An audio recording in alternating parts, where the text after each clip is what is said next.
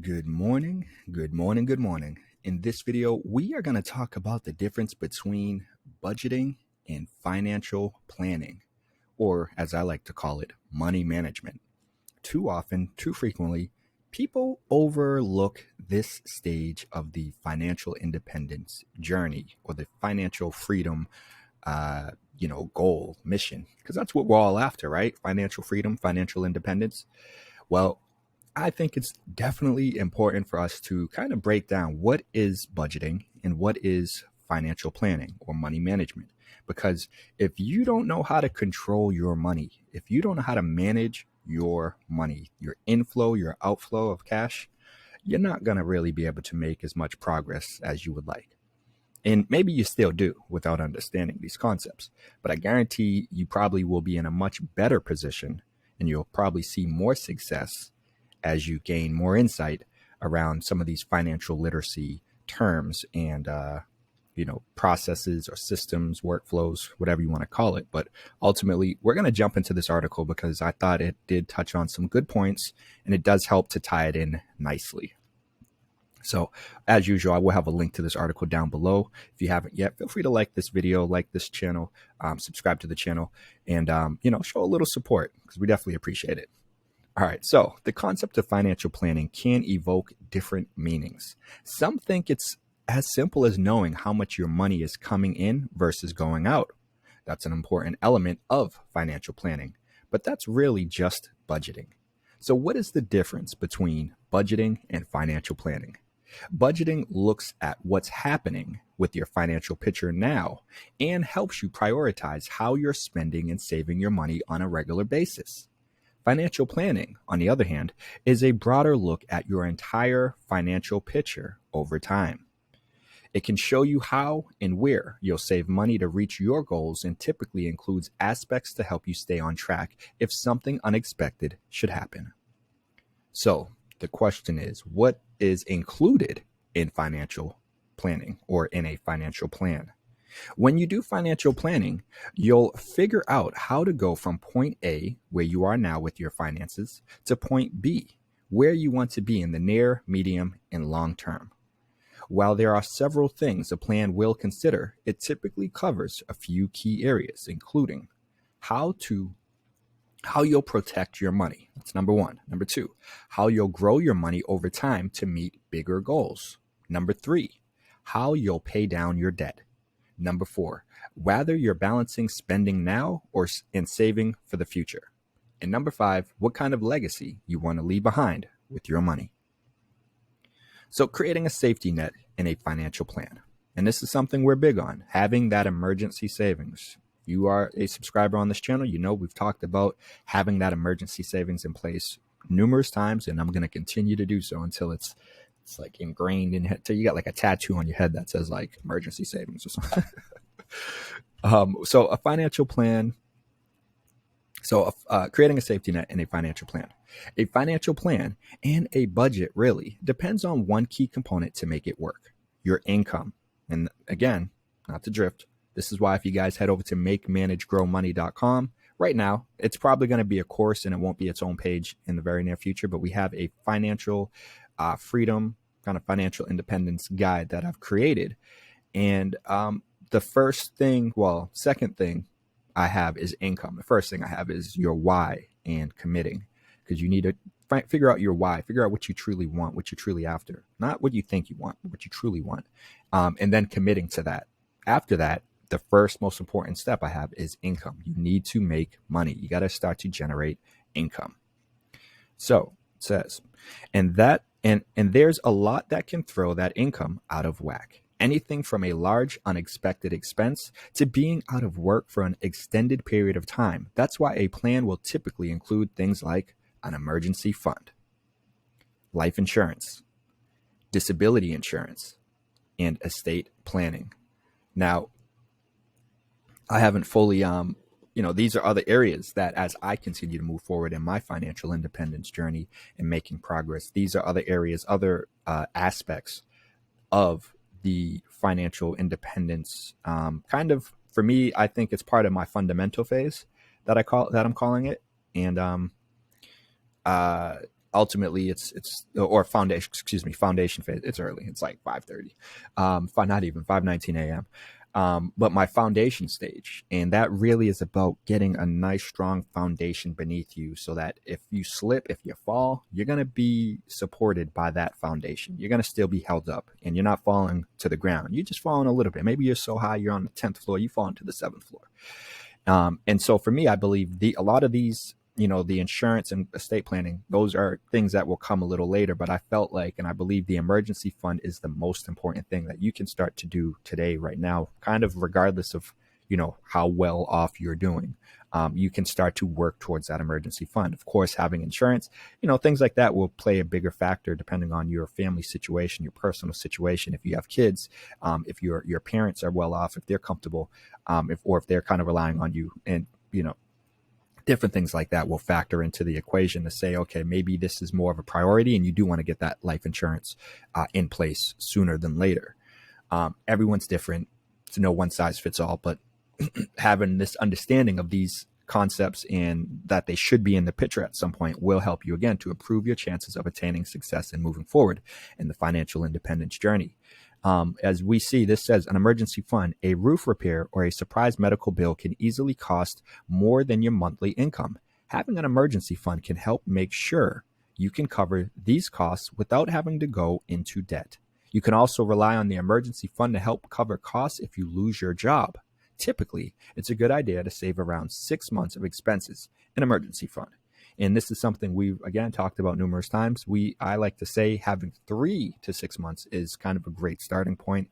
Then you can start to take on some of these other aspects of your financial planning and money management needs.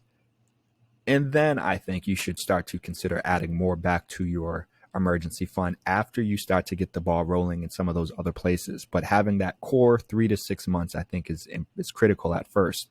After that, then focus on maybe 6 to 12 months. 1 full year is pretty good, right? It's a nice safety net if anything happens. But we don't want to fully commit to that, because you do want to start to get your money to work for you. You do want to get your money to start to assure that you are protected, which is where we have these other insurance programs or needs in the mix. So life insurance, if others depend on your income, life insurance protects them if something should happen to you. A permanent life insurance accumulates cash value, which can help protect your family while also allowing you to grow funds that you can use for big goals while you're living. Then there's disability insurance. This is something I also need to start to explore and look more into, especially as I continue to grow my kind of moving handyman services that I provide. That's my main source of income. And having disability insurance to help protect me in case something happens and I can't work for a long period of time, well, it's going to help protect and replace some of your lost income. And last, they have estate planning. This is often misunderstood as a tool only for the super rich. In reality, an estate plan is how you specify things like who will take care of your young children should something happen to you, or how assets you leave behind will be distributed. And I think, I got to look into the exact terminology, because to me, that pretty much sounds like a will. Maybe there's a big difference, maybe not. But I think having something in place like that, like I said, it's kind of depend on your situation. But regardless, if you have any family at all, or if you have anything you could potentially leave behind, well, I think it's, that's an important stage that you want to consider diving into as well. So continuing on, it says goals within your financial plan. There are probably any number of goals you're trying to accomplish that are related to your money. You might be trying to pay off credit card debt or student loans. You may be trying to grow and invest your money for a specific goal like retirement through a retirement plan. A financial plan can help you work on reaching multiple goals, including getting married, buying a home, growing your family, paying off debt, sending your kids to college, starting a business, living your dream retirement. A financial advisor can help you balance how much you're saving for those future goals with how much you need to live today, as well as make recommendations about the best ways to get out of debt so you can free up income that can go towards goals. Now, budgeting. too many people don't like budgeting. I think financial planning or money management, I think just it doesn't give off the same. I don't know if budgeting necessarily gives off a negative vibe, but people tend to not want to gravitate towards budgeting. Budgeting, well, it's a big part of financial planning because it will help you see how you are spending money today and where you can make changes based on your plan. Then, once you've built a plan, you can adjust your budget. So when you create a budget, you're essentially doing the math to figure out how much you bring in each month in take-home pay, and then what you should spend on different categories. Although there are many ways to allocate how you spend your money, here's one general guideline to consider. 60% of your budget should go toward fixed expenses. This includes cost of mortgage or rent, car payments, daycare, groceries, or utilities, basically expenses that are essential to your daily life. And others don't. Some think you should try to get it even lower if you can, 50%. 20% should go toward financial goals.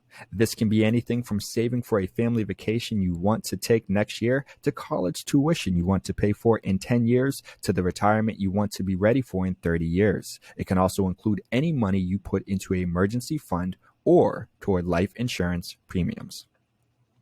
And then 20% should go towards discretionary spending. This can be the money that you spend on eating out, fun family activities, or the latest tech gadget. And it is likely the category where you have the most flexibility to spend less if you really needed it in order to meet other goals. So it's a good idea to do a budget before you build a financial plan. And ultimately, having both of these in place will help you improve your chances of attaining financial independence and financial freedom, assuming you have a good financial plan in place. Because you might say, all right, I'm gonna start my financial planning, and you don't actually have a good plan though. You're not really focused on these areas of what's included in your plan. And so I think what we might do in the very, very, very near future is actually develop a financial plan here. I'll make a video showing you guys kind of what I'm thinking might be some of the steps you can take to develop your plan. But like we mentioned, like we covered, the key areas that you want to consider within your plan are these areas here: how to protect your money, how to grow your money, and how to pay down your debt, how to manage your money, and thinking about what you want to do with your money when you are gone, how you're going to leave that money behind. So I hope you guys found this video helpful. If so, like this video, subscribe to the channel, hit that notification bell so you can stay up to date. Much appreciation for watching. I hope you guys are able to improve, take something from this video and actually start to try to strategize, actually try to work and change your financial situation. And the only way you're really going to do that is by being proactive and getting some insight into your budget, and then being able to think about the overall bigger picture of your goals and what it is you're after, what it is you're seeking. And, that's why I said a lot of times, I think it starts with your why, and having that why will keep you rooted. I believe it'll keep you focused. It'll keep you from getting distracted or discouraged when you're down and out, when you hit a bump in the road. Having that why in place will help keep you going. So if you haven't yet, also head over to MakeManageGrowMoney.com. Feel free to check out the How to Start a Business course. And there will be a ton of other courses coming in the very near future. There might be more already up right now. For example, the new Elite Tasker TaskRabbit playbook. And, people think of these gig apps as just side hustle money, as they put it. Oh, you can just make a few bucks on these gig apps.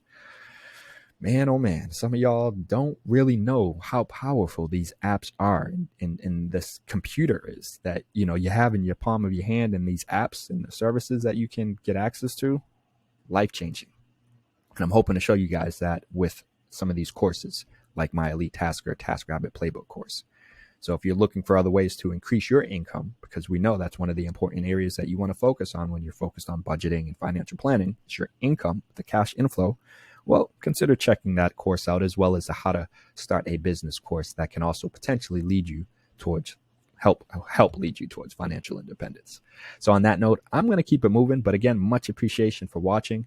And you guys already know, I'll see you in the next video. Peace.